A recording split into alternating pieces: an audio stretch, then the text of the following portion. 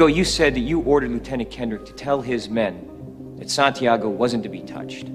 That's right. And Lieutenant Kendrick was clear on what you wanted? Crystal. Any chance Lieutenant Kendrick ignored the order? Ignored the order? Any chance he forgot about it? No.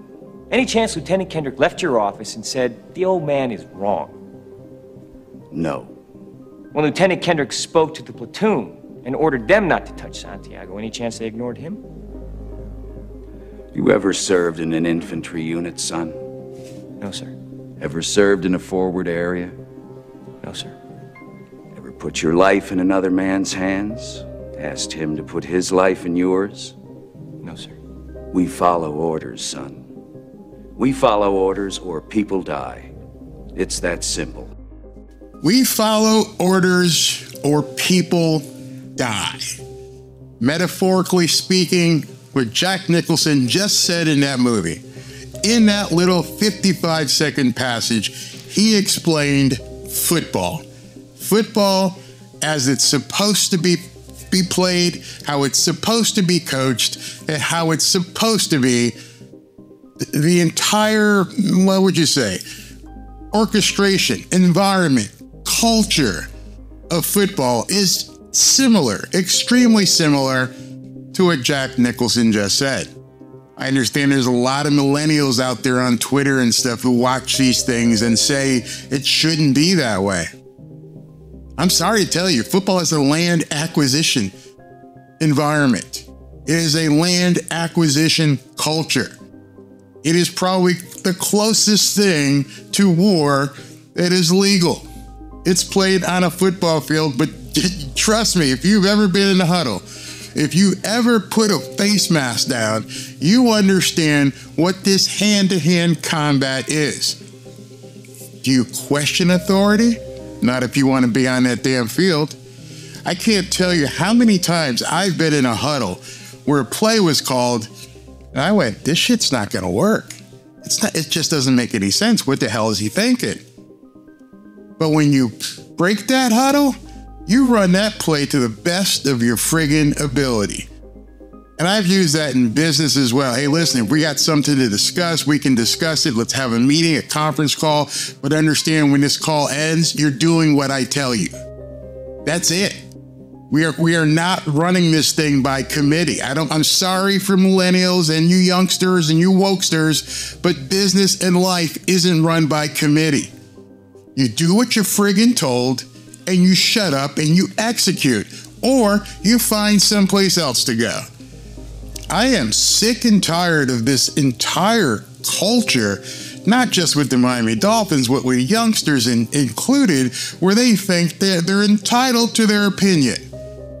That they're entitled and they're able to voice how they feel. F you. I'm going to say that right now. Is Barry ranting? Absolutely he's ranting. You are destroying the game of football. So in case some of you don't understand, why is Barry so hot today? Well, it happened again. Yet again, I said I wasn't going to keep doing Dolphins videos in case other than if news breaks. And then what happens? News breaks. And I just happened to be the one to break it today. And people went friggin' nuts. So I get fed a lot of stories. People will email me. They'll say, hey, you want to take a look at this? Check out what this guy said. Check out what that guy said. A lot of people don't have the platform I have, and not a lot of people want to take the arrows like I do. So I'm like, I don't care. Let me take a look. Ooh, this looks juicy. And so that's what happened today. I got fed a story that I dug into, and I began looking into it. I got it fed to me, I don't know, maybe about 2 o'clock. And I'm like, Barry, why did you wait till 7:30? Because I wanted to see what everybody else was going to say. I wanted to see what everybody else was going to do. I sent over to TD. I let him have my video. Go ahead and run with it. Let me see what you're going to say. What's your audience think about this? And then all of a sudden, the ripples went, and people went nuts. And of course, Barry's a clown, but Barry didn't say anything because it wasn't Barry's video. It was a video of 2 other guys talking. I just put it out there. Just for the mere fact of me putting it out there caused a complete uproar. People went friggin' nuts. Except The nuts didn't get what they were hoping for. The overwhelming majority of people said, hey, yeah, this isn't cool. Something's wrong. So Barry, you're talking a lot, because what exactly was the video that was sent to me? And it's by Real Fins Talk. The guy sent it to me. He's like, Barry, you want to take a look at this? And I'm sitting around having, lunch, and I'm looking at it, and I'm like, whoa. So I'm going to play it for you. Let's go ahead and play this video. Let me see if I can cue it up so you guys can hear it. We'll watch it together, okay? Let's listen to this video. So let me set the stage for it. This is Ron Jaworski, a former Philadelphia Eagle, MVP of the Super Bowl and some other things. He's got all kinds of accolades, all kinds of awards, became a broadcaster after that. Well regarded in Philadelphia and in the NFL. Been friends with Vic Fangio since 1980. Some people on Twitter took that to mean, oh, he's some curmudgeon. He's some old guy talking shit. And he's talking on a radio show, and he talks to these people on the show, and he drops this little nugget out of nowhere talking about the Miami Dolphins and what happened with Vic Fangio. And I heard this and I went, that's it. That's a few good men. This is what people don't understand. So let's get to this video right away. Cut to the chase. Let's get to this video and talk about it. So what I'm going to do is I'm going to play it in its entirety first. Not going to say anything. It's 2 minutes and 38 seconds long. If you haven't seen it, you're going to be in for a surprise. Then if you have seen it, enjoy it for the second or third time. But just listen to this. You have deep relationships with so many people in the NFL. And I'm curious, from your personal standpoint or just more observing standpoint through the years, what do you think of Vic Fangio and what he'll bring to the table? I am absolutely very excited about I've known Vic Fangio back since the mid-'80s when he was with the USFL Philadelphia Stars as a volunteer, unpaid assistant, cutting his teeth. Wow. Professional football. Wild. I've kept in touch with Vic all through the years. You won't find a better man, a football lifer, a guy dedicated to his profession, a great designer, not an ego that impacts anyone else. And when I knew it was going to be Vic that was going to be hired, I started doing my research again. I know his football style and what he wants to do. But back in 2019, Sean McVay, Kyle Shanahan, and Matt LaFleur were pretty damn good NFL coaches. All said the toughest coach to prepare for defensively is Vic Fangio. Now that's saying a lot right there. When those three guys at the height of the game, recognize Vic Fangio as a great designer. Yeah. And I kind of felt as things were falling apart after the season, there needed to be an adult in the room, a guy that really understood the ups and downs of the NFL. And I thought that's why Vic Fangio really fit that mold perfectly. Head coach, he's been fired, he's been on different teams, he's been through it all. So you're going to get a guy that has great experience. Does the Dolphins players speaking out against him, and look, I can't stand Drew Rosenhaus. I'll still hold him responsible for the TO thing 20 years ago. But Drew Rosenhaus going public, which is sort of unusual for an agent to do so about a coordinator that got whacked, or they moved on from, if you will. Does that give you some pause, or is that just the modern athlete, and does he need to do a better job from what you surmise of dealing with them? It impacts you 0%. Coach is coach. And, I have connections as well around this league. And, I hear another side of that story, that there were some players on that defense that didn't want to work, didn't want to put the time in, didn't want to put the effort in, didn't want to make the commitment to be successful. Guys like to party at night, and South Beach is a really great place to party. And Vic tried to get those guys and push those guys to become harder workers and better athletes and more committed to their team. And he couldn't get through to those guys. So those are the guys that Vic was pushing, and they're the guys that are whining right now. Okay, so let's talk about that. So I know you just watched it, but what we're going to do at this point, in case some of that stuff just went by you, I'm going to go through it. There are a number of points that I think, or I feel, that I have to point out here. They're extremely important. At least I'm going to give you my opinion on what was said here, because to me, this is extremely vital to the future success of the Miami Dolphins and the future success of Mike McDaniel. And so I think it's very important that I take some time here. You guys, if you get bored, understand I'm going to go through this. It's only 2.5 minutes, but I may talk for more than 2 minutes myself. But let me stop at the right point. You have deep relationships with so many people in the NFL.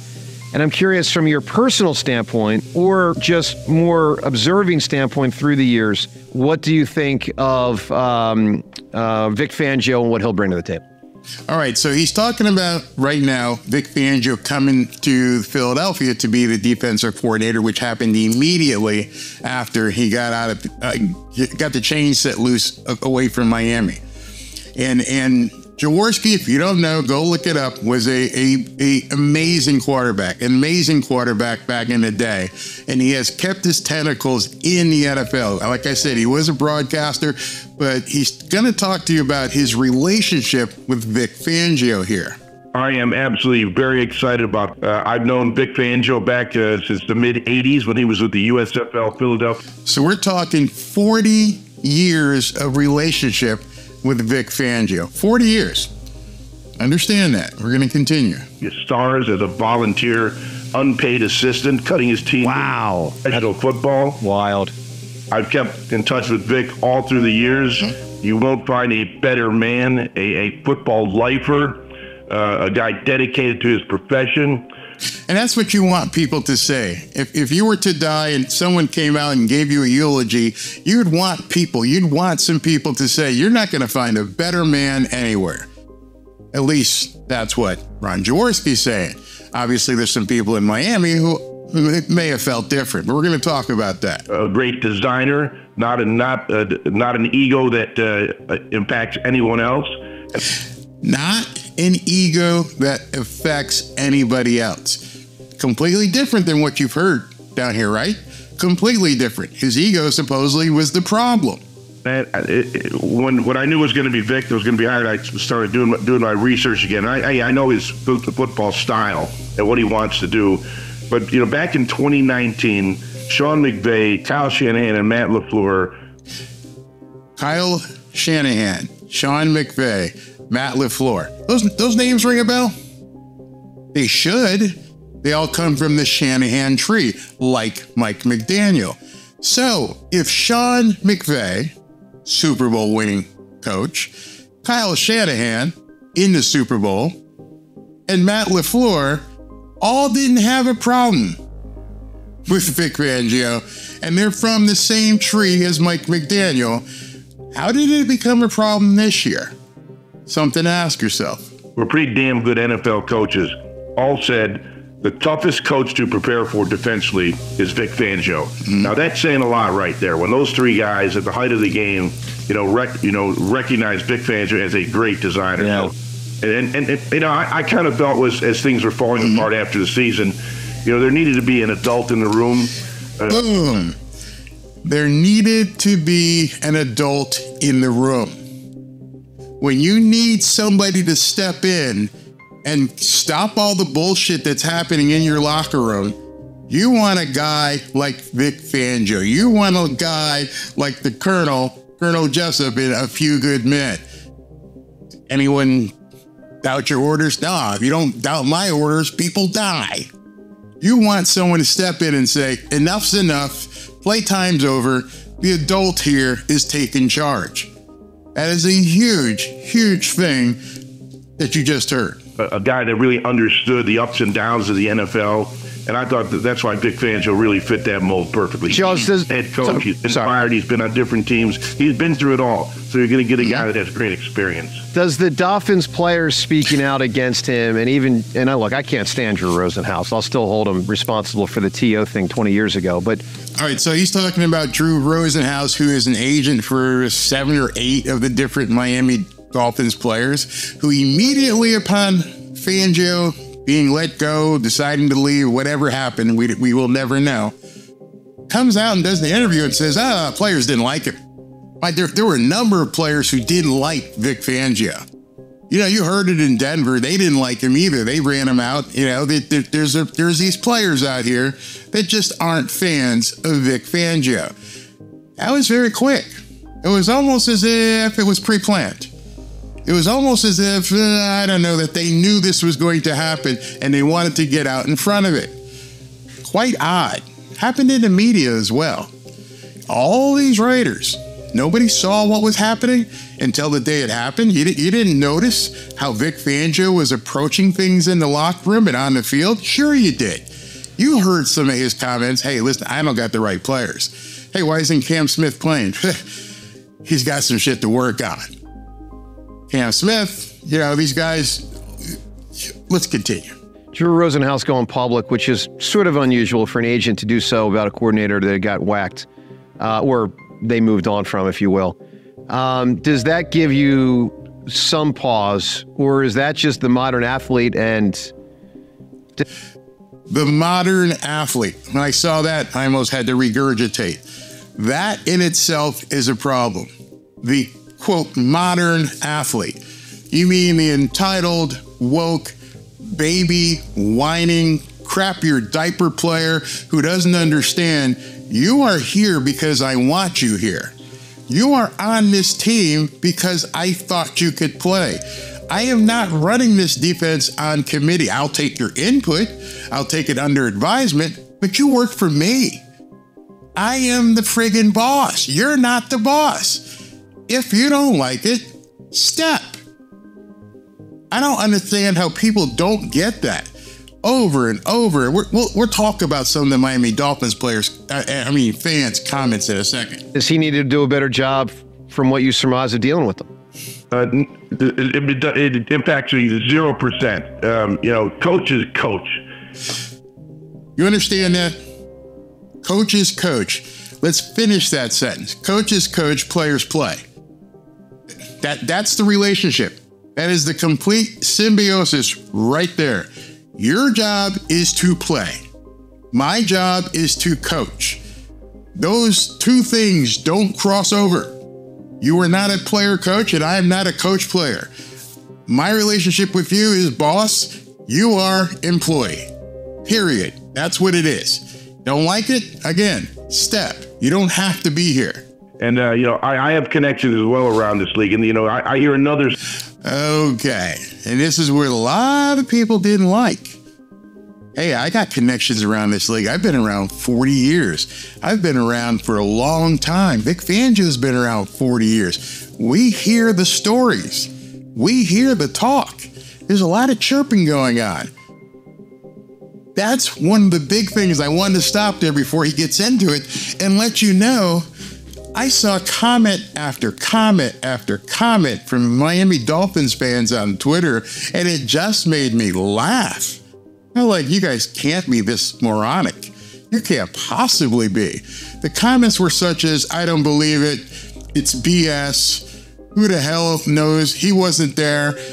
And I'm like, it doesn't matter what you think. Doesn't matter what I think. What matters is there's chatter around the friggin' league. People are talking about the complete disarray, the discombobulation, the complete dysfunction of this Miami Dolphins team, and we're talking on a level up here. I don't give a shit about what fans are saying on Twitter. You have no clue. I don't have any clue. What I do know from what he has said and other people have said, and you can see with the search for the defensive coordinator to replace Vic Fangio, people are talking. People continue to talk every single day. That's why I keep having to turn on the camera. Something else happens. Like, oh my God, what happened now? Oh, today Ron Jaworski goes on a radio show and said, these guys are screwed, man. These guys are just messed up. But now he's going to drop it. So understand, what he just said is that there's talk around the league. You may not like it. I may not like it. The players may not like it, but they made their own bed. And now they're talking. And don't for an instant think, or not think, that Vic Fangio talked to his buddy and went, man, you got to see what Mike McDaniel's doing down there. Oh my God, it's friggin' romper room. These guys just don't want to perform. They don't want to execute. You know me, Ron. I'm tough. I want things done a certain way. And I just started seeing some of these guys. Why? They just didn't like what I had to say. And now I'm being branded as being, I don't have a good personality. You didn't get along with people. It was my way or the highway. At which point Ron Jaworski probably said, you mean you were the coach? It's my way or the highway. That's how it's friggin' supposed to be. I can't tell you how many people were using that as a pejorative and saying there's something wrong. Oh man, he was old school and it was his way or the highway. I'm like, he's the friggin' coach. What has happened with this team and these players to think that the coach isn't the boss? It's amazing to me. It is completely blows my mind that these people on Twitter and elsewhere think that they know better than a 40-year coach. Think about that. It's being spread around the league up here in circles way above Twitter. It's up here. You've got veterans, you've got MVPs, you've got broadcasters. They're all talking right now saying, Miami, dumpster fire. There's shit going down around there. So if you step in, you want to be a defensive coordinator, understand, first of all, they may lose half the defense to free agency. What? Yeah, they might lose a bunch of these guys. Number two, I want you to look up the word insubordinate if you haven't heard that before. Maybe some of you youngsters don't understand that. Look up the word insubordinate. Hey, man, they got a bunch of players down there that are this close or over the line of being completely insubordinate. So what's the head coach doing, man? Hey, he's just letting it happen. He wants to be their friend. And they brought the ping pong tables in, and he's their buddy. And he is creating an aura of insubordination. Barry, you don't know, you're not in the locker room. No, I don't have to be. I can hear what the people are saying. You're on Twitter talking about, I don't believe it's BS. Okay. Besides that story, that there were some players on that defense that didn't want to work. Didn't want to put the time in, didn't want to put the effort in, didn't want to make the commitment to be successful. Guys like to party at night, and South Beach is a really great place to party. And Vic tried to get those guys to push those guys to become harder workers and better athletes and more committed to their team. And he couldn't get through to those guys. So those are the guys that Vic was pushing, and they're the guys that are whining right now. Those are the guys that Vic was pushing, and those are the guys that are whining right now. I couldn't think of a worse indictment of my team if I was Mike McDaniel, of my players if I was Chris Greer, of my organization if I was Stephen Ross. You're now being talked about on a very high level, not with these idiots on Twitter or YouTubers. I'm talking about up here, the word is being spread, dumpster fire in Miami. Loss of control, locker room doing what they want, fan base saying, it's not fair. He's not being nice to everybody. Well, welcome to the new world. Welcome to the new world of entitlement, where these younger players, the modern athlete, now feels they are player coaches. And they feel like they can pick up the phone and tweet and give shit and talk shit about people, and they think there's no repercussions. Wrong. This is your repercussion. This is your comeuppance. Not me. Nobody on Twitter. None of what you say matters. What matters is those upper circles. And what the funny thing about this, completely funny thing about this, is why am I the one who has to come out with this shit? Why am I the one? Why aren't the people in the Miami Herald, the Sun Sentinel, and other people out there going, hey man, there was this interview with Ron Jaworski where he talked to Vic Fangio, and Vic Fangio said, we got a dumpster fire here in Miami. Why are they not talking about it? Why do they keep telling me to shut up about it? Harry, you shouldn't even be posting this stuff. What kind of fan are you? I'm the kind of fan that gives a shit. I'm the kind of fan that says, hey man, there's a problem here and somebody needs to fix it. And maybe some of you need to step up and say, hey, let's start talking about this in earnest. You can see the timestamp of my video on Twitter. And you can then see how long it took certain people to start talking about it. And then you could see certain people start to post it and repost the video or take snippets thereof or talk about it. And very quickly, a divide happened. I mean, a very quick divide happened where people were saying it's not fair. Shouldn't be talking about these guys. Your attitude of my way or the highway is old. You're curmudgeon. You're old school.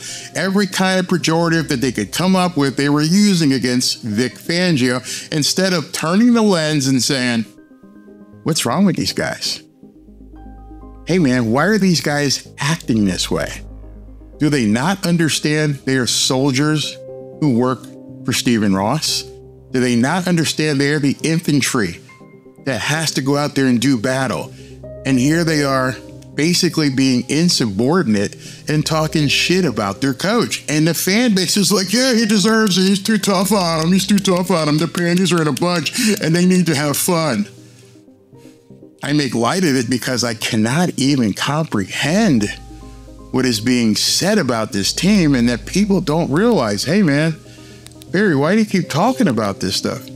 I keep talking about this stuff, like I said in yesterday's video, and I have to wonder what keeps happening when you see a long snapper bitching about getting the score run up about him by the Baltimore Ravens, even though they scored 70 on the Denver Broncos. And then I see Javon Holland go out here and tell Blake Ferguson, what the hell you doing, bro? You shouldn't be doing this. And then you see Tyreek Hill talking about Pat Mahomes and Andy. They know how to win. They're a good franchise. And everybody, and I should say everybody, a lot of people on these social media networks think it's fine. They just think this is okay. It's become normalized to be insubordinate. Fangio is a coach, you are a player. There is no other relationship. I'm not here to be your friend. I'm not here to make 700 play tapes to prove to you that you don't suck. I'm here to put the best defense I can on the field, and you guys are bitching at me. It's crazy. It's absolutely crazy. And at some point, I feel it's almost incumbent upon me to start getting you guys to ask these questions yourself. Don't be afraid. I understand they attack if you ask something. I know there's a couple guys out there that levied attacks at me today, and I think it bothers them that I don't stop. My channel grew in the shortest period of time because you know I'm being honest. I'm showing you things that other people won't show you. I almost feel like I need to put up a catchphrase or a new jingle. The news that nobody else is going to show you.